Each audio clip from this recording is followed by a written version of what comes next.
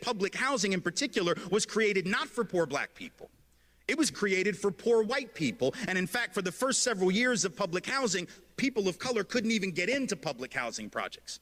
They were essentially segregated by race. Only poor white folks could even live there. And then what happened is the government created some new programs under the FHA program, the VA loan program, later on the GI Bill program, which allowed those same white folks who had been poor and struggling to leave public housing and to leave urban areas and to hustle it out to the suburbs where only we could live, or to the smaller towns where only we were going to be welcome. So what's interesting is that the hood became the hood because only people of color now were allowed to live there. White folks were literally being subsidized by the government to move to the suburbs. The white middle class, and make note of this, was built by government. Government programs that underwrote those loans because those families could not have afforded a loan otherwise. They were able to get one because the government underwrote the loan and guaranteed the loan in case of default, but only for people of color. Only for white folks. People of color, by and large, couldn't get in on any of that. So white folks were able to move, people of color were not.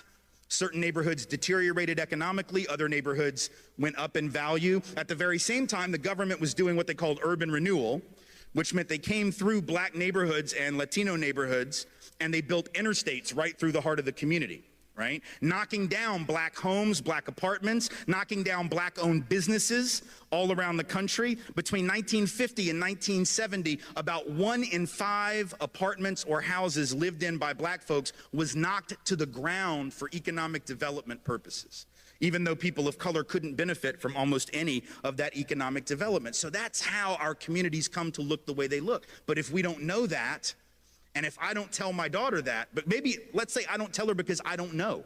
What if I don't know the history? What if I don't do this work and therefore don't know the answer? What do you think my daughter is going to assume is the answer?